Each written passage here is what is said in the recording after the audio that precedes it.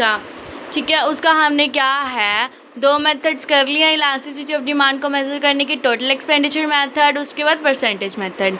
आज जो है हम थर्ड मेथड करने वाले हैं, जैसे कि आपको स्क्रीन पे भी शो हो रहा है, ज्योमेट्रिक मेथड, ठीक है। तो let's start our topic. It is also known as graphic method और पॉइंट मेथड। इस मेथड को, किसको, ज्योमेट्रिक मेथड को हम पॉइंट मेथड भी बोलते हैं और ग्राफिक मेथड भी बोलते हैं। This method is used to measure elasticity of demand at a specific point on demand curve. ये वाला जो मेथड है ना, ये डिमांड कर्व के ऊपर जो है हम इलास्टिसिटी ऑफ डिमांड को मेज़र कैसे कर सकते हैं वो बताएगा। मतलब स्पेसिफिक पॉइंट्स के साथ डिमांड कर्व पर ही हम इलास्टिसिटी ऑफ डिमांड को मेज़र कर सकते हैं। इसका फॉर्मूला क्या होता है, ED = PN by PM। P जो है मिडल वाला पॉइंट है, मैं अभी आपको ड्रॉ करके दिखाऊंगी तो आपको क्लियर होगा। Lower segment from P bye upper segment from P, clear. Lower segment from P divide by upper segment from P, ये जो है इसका फॉर्मूला है। हम ड्रॉ करें, आप जो है आई होप आप नोटबुक पेन लेके बैठे हैं, आप अपनी नोटबुक पे ऐसे ड्रॉ करें OY, ये है वर्टिकल लाइन जिसको हम Y एक्सिस बोलते हैं, और ऐसे OX जिसे हम X एक्सिस भी बोलते हैं, हॉरिजॉन्टल लाइन, क्लियर। ऐसा करें, अब एक स्ट्रेट लाइन ड्रॉ करें लाइक दिस, कर ली। उसमें सेंटर में, बिल्कुल उस लाइन के सेंटर में एक पॉइंट है हमारे पास P, और ये वाला जो पॉइंट है ये M है, ये वाला पॉइंट हमारे पास N है, ठीक है। ये पॉइंट M, P, N। अब ये वाला जो सेक्शन है ऊपर वाला, ये हमारा हो गया अपर सेगमेंट, और जो ये है नीचे वाला सेक्शन, ये हमारा हो गया PN जो है लोअर सेगमेंट, ठीक है। ऊपर वाला हमारा है PM अपर सेगमेंट, नीचे वाला हमारा है PN लोअर सेगमेंट। अब हमारा फॉर्मूला क्या है, लोअर सेगमेंट, लोअर सेगमेंट कौन सा है, PN divide by PM। Lower segment by upper segment is equal to ED। ये इक्वल है, ये भी इतना है, ये भी इतना है, तो क्या होगा यहाँ पे हमारी ED कितनी हो जाएगी, 1, क्योंकि ये इक्वल है तो इक्वल इक्वल क्या है, कट हो जाएंगे। जब कट हो जाएंगे हमारी ED आ जाएगी यूनिटरी, या ED आ जाएगी 1। यूनिटरी का मीनिंग भी 1 ही होता है, ठीक है। अगर आपने उन दोनों मेथड्स की जो है वीडियो देखना चाहते हैं पहले वाले की, तो आप हमारे चैनल में जाके भी दे सकते हैं, या मैंने उनका जो लिंक है वो डिस्क्रिप्शन बॉक्स में ऑलरेडी दे दिया है, या आप उस लिंक को क्लिक करके भी जो है वीडियो को देख सकते हैं। तो अब ये जो है demand curve is of 2 types. Demand curve 2 types की होती है, या तो लीनियर डिमांड कर्व है या है non linear demand curve. Linear मतलब straight demand curve, non linear मतलब स्ट्रेट नहीं है, थोड़ी किसी और शेप में, कर्व की मतलब एक आर्क की शेप में है या किसी और शेप में है, क्लियर। तो हम डिस्कस करते हैं कि वो कौन कौन सी 2 शेप्स हैं और उस पर हम कैसे जो है इलास्टिसिटी ऑफ डिमांड को मेज़र कर सकते हैं। फर्स्ट ए हमारे पास आती है linear demand curve. Linear demand curve जैसे हमने अभी पेज पे जो है ड्रॉ की थी स्ट्रेट लाइन, सेम वैसी होगी। यहाँ पे भी आप सेम वैसे ड्रॉ कर लें स्ट्रेट लाइन, इनको भी नाम दे दे M, N। सेंटर वाले पॉइंट को वैसे ही हम P नाम दे देते हैं ताकि हमारा जो अभी माइंड में हमने बिठाया है वो स्किप ना हो जाए, एक बार हम वही सेम नाम दे रहे हैं, क्लियर। उसके बाद ये वाला पॉइंट A मान लें और ये वाला पॉइंट B मान लें, ठीक है। ये सेंटर पॉइंट या मिडल पॉइंट है जिसे हम बोलते हैं क्या है, मिड पॉइंट, क्लियर। अब जो है हम देखते हैं unitary elasticity of demand, unitary elasticity of demand कैसे होगी? देखिए, lower segment by upper segment Pn by PM, as you know Pn और PM इक्वल है, तो अगर हम ऐसे करें, हम Pn की जगह PM भी कर सकते हैं, नीचे भी Pn ऊपर भी Pn, क्या आ गया, कट होके 1 आ गया। तो that means this is unitary elastic demand which is ED is equal to 1। Clear? ये वाला सेक्शन डिवाइड बाय ऊपर वाला सेक्शन क्या आ गया हमारे पास, ED is equal to 1 unitary elastic demand. तो इस वाले पॉइंट को हम क्या बोलेंगे, ED इज इक्वल टू 1 वाला point. Clear?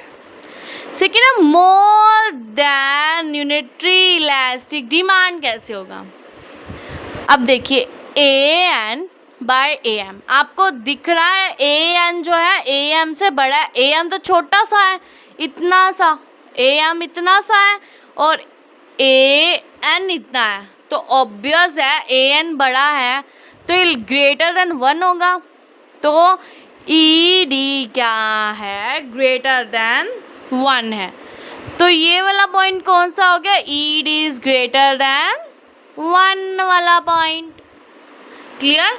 More than unitary elastic demand which is ED is greater than 1। दोनों क्लियर है? थर्ड पे चलते हैं, less than unitary elastic demand.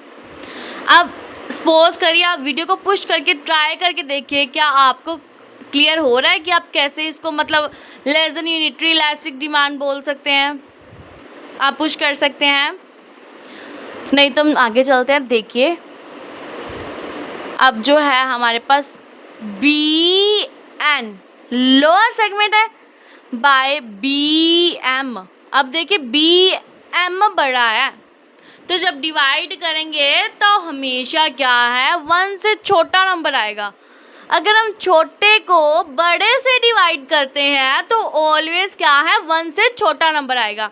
BN by BM less than 1, तो ED क्या है, लेस देन 1।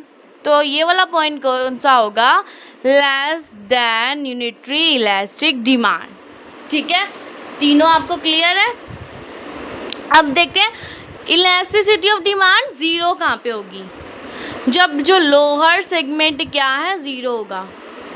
लोअर सेगमेंट का क्या है, N ही है, 0 है, मतलब X एक्सिस पे लोअर सेगमेंट तो है ही नहीं, मतलब 0। और उसके बाद total upper segment total NM है, यहाँ से लेके यहाँ तक पूरा क्या है, अपर सेगमेंट। तो 0 by NM is equal to 0, तब ED कितना आ जाएगा, इलास्टिसिटी ऑफ डिमांड कितना आ गया, 0। तो ये वाला जो पॉइंट है ये कितना हो गया, ED इज इक्वल टू 0 वाला point. Clear? ED is equal to infinity कब होगा? अब जैसे ये वाला पॉइंट 0 था, क्योंकि इसमें लोअर सेगमेंट नहीं था, अब ऊपर वाला पॉइंट जो M है उसमें देखिए अपर सेगमेंट नहीं है, लोअर सेगमेंट ही है MN पूरा, तो क्या होगा, NM बाय 0। किसी भी चीज़ को अगर हम 0 से डिवाइड करें हैं तो उसको हम आंसर हमेशा आता है इन्फिनिटी, जिसका मतलब डज नॉट एग्जिस्ट भी हम बोलते हैं, जिसका हमें आंसर नहीं पता कितनी दूर तक जा रहा है, because upper segment is equal to 0। तो ये वाला point ED is equal to infinity वाला होगा। तो हमने देखा लीनियर डिमांड कर्व के ऊपर हमने 5 डिग्रीज जो की हैं, 5 डिग्रीज वाली वीडियो भी अपलोडेड है, वो भी आप डिस्क्रिप्शन में लिंक ले सकते हैं, या जो आप चैनल में जाके भी इसको जो है देख सकते हैं। ठीक है, फर्स्ट थी हमारी ED is equal to 0, ED is equal to infinity, unitary elastic demand greater than unitary elastic demand, less than unitary elastic demand. तो ये वाली पांचों की पांचों डिग्रीज जो हम यूज़ करते हैं, या हमने एक ही डायग्राम एक ही डिमांड कर्व के ऊपर क्या है, इसमें इलास्टिसिटी ऑफ डिमांड को मेज़र कर लिया है। ये मेथड कौन सा था, ग्राफिक मेथड या ज्योमेट्रिक मेथड, जिसे हम ग्राफ पे क्या है शो करेंगे। क्लियर? आई होप आपको लीनियर डिमांड कर्व वाला जो टॉपिक है क्लियर है। उसके बाद आता है non linear demand curve. Non linear demand curve का मतलब है वो स्ट्रेट लाइन की शेप में नहीं है, मतलब ये देखिए ये वाली फॉर्म में है, थोड़ी टेढ़ी सी गोलाई की शेप में जो है ये है। तो हम क्या करेंगे, बिल्कुल इसके मिडल में से अपनी जो है स्ट्रेट लाइन ऐसे ड्रॉ कर लेंगे, ठीक है, जैसे मैंने ऑलरेडी ड्रॉ की हुई थी। कोई भी शेप मतलब आपके पास ऐसे वाला नहीं है, ठीक है, आपके पास ओनली ये डिमांड कर्व पड़ी है टेढ़ी सी। तो आप क्या करेंगे, इसके स्ट्रेट लाइन ड्रॉ कर लेंगे इसके मिडल पॉइंट से, ठीक है। तो अब देखिए Pn/Pm इसके भी जो सेगमेंट्स इक्वल हैं जैसे हमने इस वाले में किया है, तो यहाँ पे क्या होगी, इलास्टिसिटी ऑफ डिमांड कितनी आ गई, 1 आ गई। तो जब हमारे पास लीनियर डिमांड कर्व ना हो तो हम उसके मिडल में से पॉइंट निकालेंगे और हमारी ईडी क्या है, 1 आ जाएगी। अगर बाय चांस ये शेप यहाँ पे होती तो ये ग्रेटर देन, ये मतलब ऐसे वाली शेप होती, ठीक है, ऐसे यहाँ पे आता तो हम ऐसे ड्रॉ करते तो ये वाला पॉइंट बनता, तो क्या होगा, ग्रेटर देन यूनिटरी। अगर ये शेप यहाँ पे होती तो लेस देन यूनिटरी, अब ये सेंटर में है तो ईडी इज इक्वल टू 1 है।